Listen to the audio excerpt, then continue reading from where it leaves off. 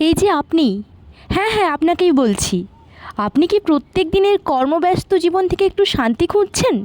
তাহলে কয়েকদিনের জন্য পাহাড় থেকে ঘুরে আসুন, মন আপনার ফুরফুরে হয়ে যাবে একদম। Hey everyone, welcome back to my channel your Susmita. আজ আমি নিয়ে এসেছি আমাদের দার্জিলিং ট্যুরের পার্ট 2। পার্ট 1-এর লিঙ্ক ডেসক্রিপশানে দিয়ে দিলাম, না দেখে থাকলে দেখে নিও একবার।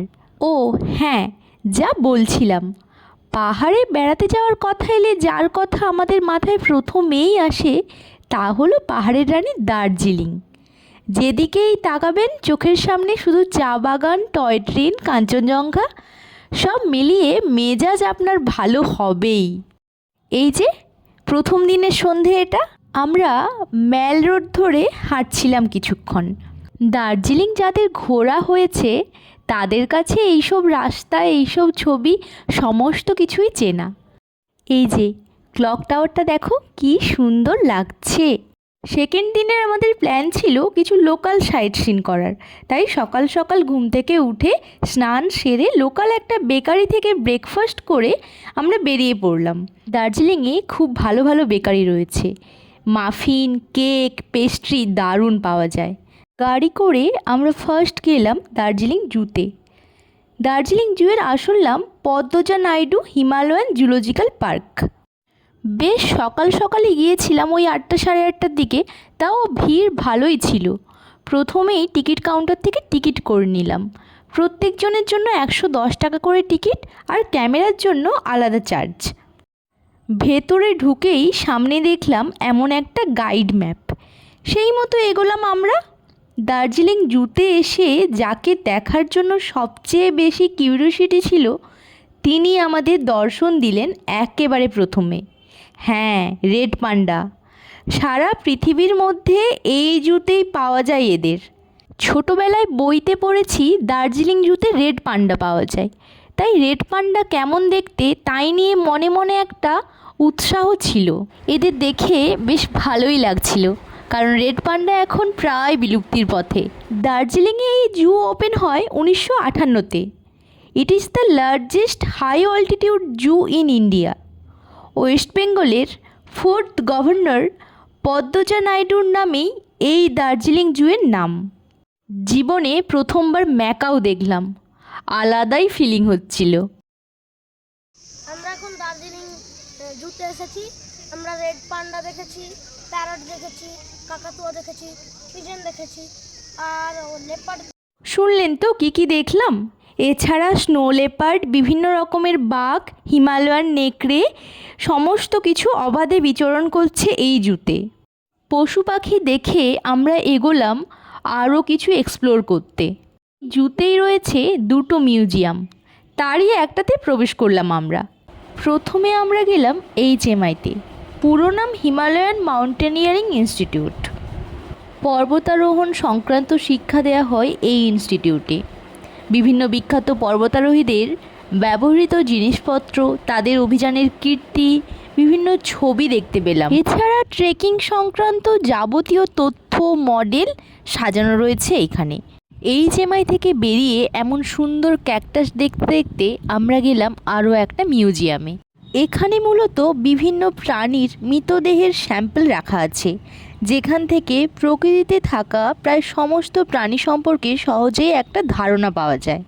2টো মিউজিয়ামের কোনোটাতেই ভেতরে ফটোগ্রাফি অ্যালাউ ছিল না, তাই সেভাবে কিছু ভিডিও করা হয়নি। এখান থেকে বেরিয়ে আমরা কাছাকাছি একটা চা বাগানে গিয়েছিলাম, সেখানেই একটু মোমো ব্রেক নিয়ে দেন আমরা গেলাম পিস প্যাগোডা আর জাপানিজ টেম্পল দেখার উদ্দেশ্যে। জাপানের স্থাপত্য শৈলীর অনুকরণে নির্মিত এই পিস প্যাগোডা আর জাপানিজ টেম্পল, অসাধারণ এর ভাস্কর্য।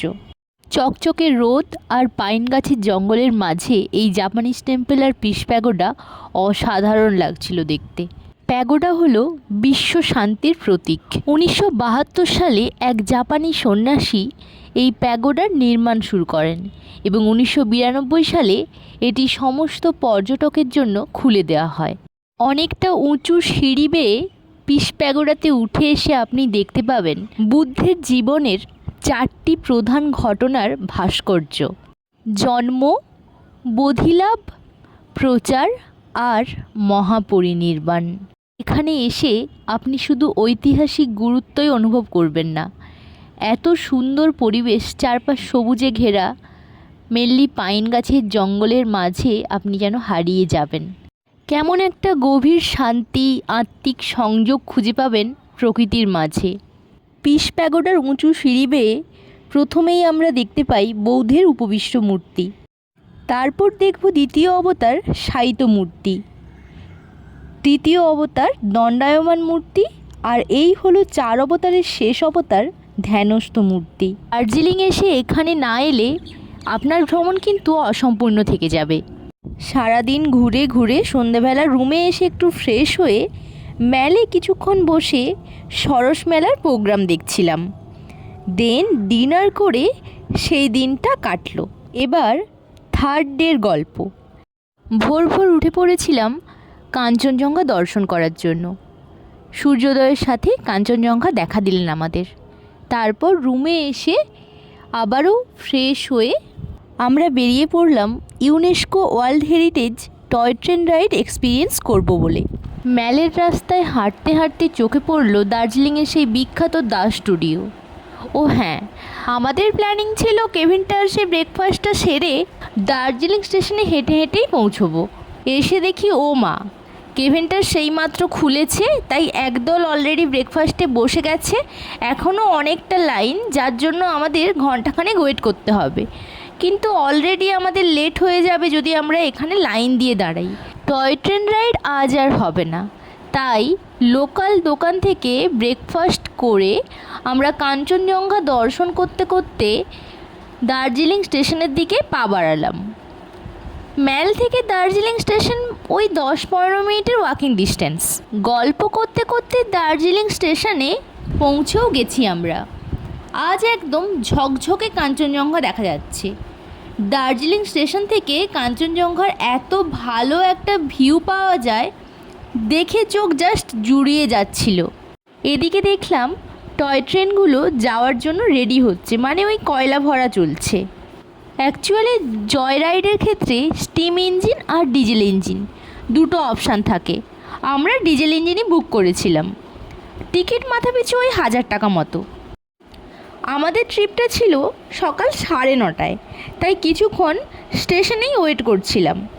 ঝকঝকে নীল আকাশে কাঞ্চনজঙ্ঘা আর এদিকে টয় ট্রেনে যাওয়া আসা, সবই দেখতে দেখতে যেন কোথায় একটা পৌঁছে গিয়েছিলাম। টয় ট্রেন হলো প্রথম পাবলিক ট্রান্সপোর্ট, যেটি ব্রিটিশরা তৈরি করেছিলেন। দার্জিলিং শহরটিকে সমতলের সাথে কানেক্ট করার জন্যই তৈরি হয়েছিল টয় ট্রেন ব্যবস্থা। ভেতরটা খুব সুন্দরভাবে তৈরি। টোটাল 2 ঘন্টার জার্নি। প্রথমে দাঁড়ায় বাতাসিয়া লুপ, তারপর ঘুম স্টেশন। প্রথমবার টয় ট্রেনে উঠে আমাদের সে কী এক্সাইটমেন্ট! পাহাড়ি সৌন্দর্য দেখতে দেখতে টয় ট্রেনে চড়ার আনন্দে আমরা কখন যে বাতাসিয়া লুপে পৌঁছে গেছি বুঝতেই পারিনি। দার্জিলিং এলে এই টয় ট্রেন রাইডটা মিস করো না কিন্তু। আশা করি তোমাদেরও দারুণ লাগবে। আমরা ডিজেল রাইডে চড়ে এসেছি। এখানে ছবি তোলানোর জন্য ট্রেন দাঁড়িয়েছে, এখন আমরা ছবি তুলছি। আর আমরা এরপরে বাতাসিয়া লুপ যাব, আপনাদেরকে ওখানেও দেখাবো। একটা পাহাড়ি পথে হেলে দুলে আমাদের ট্রেন ফাইনালি বাতাসিয়া লুপে পৌঁছেছে। সবচেয়ে মজার জায়গা হলো ট্রেন এখানে 360 ডিগ্রি ঘুরে যায়। এই বাতাসিয়া লুপ থেকে কাঞ্চনজঙ্ঘা আর আশেপাশের পাহাড়গুলোর একটা অপূর্ব সুন্দর ভিউ দেখতে পাওয়া যায়। লুপের ঠিক মাঝখানে রয়েছে একটা মনোরম বাগান আর ভারতীয় সেনাদের স্মৃতিসৌধ। লোকজনের বেশ থিকথিকে ভিড় ছিল, সবাই ওই ফটো ভিডিও নিতেই ব্যস্ত, টয় ট্রেনের সঙ্গে আর কি। এখন পৌঁছে গেছি আমরা দার্জিলিং হিমালয়ান রেলওয়ের ঐতিহাসিক ও উচ্চতম স্টেশন ঘুম স্টেশনে। সমুদ্রপৃষ্ঠ থেকে প্রায় 7407 ফিট উঁচুতে অবস্থিত এই ঘুম স্টেশন শুধু দার্জিলিং নয়, ভারতের সবচেয়ে উঁচু রেল স্টেশন নামে পরিচিত এই ঘুম স্টেশন। 1891 সালে নির্মিত এই স্টেশনটির গায়ে ইতিহাসের ছোঁয়া লেগে রয়েছে। এখানে রয়েছে ঘুম মিউজিয়াম, যেখানে আমরা দেখতে পাবো রেলওয়ের বিভিন্ন মডেল, ছবি, এছাড়া রেল সংক্রান্ত বিভিন্ন নথি। যেগুলি সযত্নে এই মিউজিয়ামের ভেতর সংরক্ষিত রয়েছে। অনেকে তো মনে করেন ঘুম স্টেশনে যদি না আসেন তবে তাদের দার্জিলিং ট্রিপটাই অসম্পূর্ণ থেকে যায়। যাই হোক, এখান থেকে ফিরে আমরা সন্ধ্যেবেলার দিকে কাছাকাছি একটা মেলায় গিয়েছিলাম। সেখানে অনেক ফুড স্টল দেখলাম, এছাড়া আরও অনেক দোকানপাতিও বসেছে দেখলাম। একটু টুকটাক খাওয়া দাওয়া করে দেন সন্ধ্যেবেলা আমরা খেতে এলাম কেভিন টার্সে। ওই যে সকালের খাওয়াটা ডিউ ছিল না, মন তো বলছিল এই ট্রিপে কেভিন টার্সে না খেলে আমি তো বাড়ি ফিরছি না, তাই আর কি।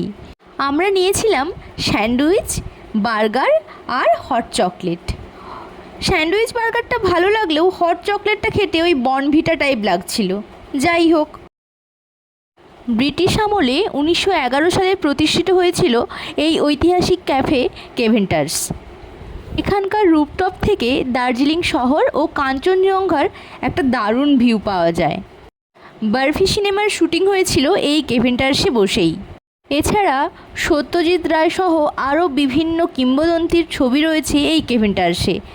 নিশ্চয়ই ওনারা কোনো না কোনো সময় এখানে ভিজিট করেছিলেন, তাই দার্জিলিং এলে কেভিন টার্সে আসা তো মাস্ট। এখান থেকে বেরিয়ে আমরা সোজা গেলাম গ্লেনারিজে, কারণ গ্লেনারিজের অভিজ্ঞতা নেওয়া তখনও আমাদের বাকি ছিল। প্রত্যেক দিনের মতো গ্লেনারিজের সামনে প্রচণ্ড ভিড় ছিল ওই ছবি তোলার জন্য, আর ভেতরেও ভালোই ভিড় ছিল। এখান থেকে আমরা পেস্ট্রি আর ওই বেকনের একটা আইটেম নিয়ে কোনো রকম খেয়ে বেরিয়ে এলাম, কারণ ভেতরে এত ভিড় ছিল কেমন একটা সাফোকেটেড ফিল হচ্ছিল যেন। দেন ওই উপচে পড়া ভিড় দেখে একটু ওয়েট করছিলাম ছবি তোলার জন্য, তাই কোনো রকমে একটু ফাঁক পেয়ে দু একটা ভালো ছবি তুলে আমরা ওখান থেকে বেরিয়ে পড়লাম। তবে আমি বলবো গ্লেনারিজে ছবি তোলার জন্য একদম সকাল সকাল যাওয়া ভালো, কারণ আমরা যখন সকালে হেঁটে হেঁটে এই রাস্তা দিয়ে দার্জিলিং স্টেশনের দিকে যাচ্ছিলাম তখন কিন্তু পুরো ফাঁকা ছিল, তখনও আমরা ছবি তুলেছি। দেন আমরা দার্জিলিংয়ের একটা মলে গেলাম। এর মতো তাড়াতাড়ি ডিনার করে ঘুমিয়ে পড়েছিলাম, সকালে ভোর ভোর উঠেছিলাম। এই হলো আমাদের দার্জিলিং ট্রিপ। প্যাকিং কমপ্লিট করে আমরা আবার ফিরে এলাম এনজেপিতে। এনজেপিতে আসার সময় কার্শিয়াংয়ের একটা ভিউ পয়েন্টে দাঁড়িয়ে একটু টি ব্রেক নিলাম। জায়গাটা এত ভালো লাগছিল, বসে বসে ভাবছিলাম আবার কবে দার্জিলিং আসবো। প্রথমবার এসেছি দার্জিলিং, বাট দার্জিলিং যেন আবার টানছে আমাদের। যাই হোক, আমাদের ট্রেন ছিল ওই 5:30টার দিকে, উত্তরবঙ্গ এক্সপ্রেস। স্টেশনে আমরা পৌঁছে গিয়েছিলাম 4:30টার দিকে, তাই কিছুক্ষণ ওয়েট করার পর ফাইনালি আমাদের ট্রেন এলো।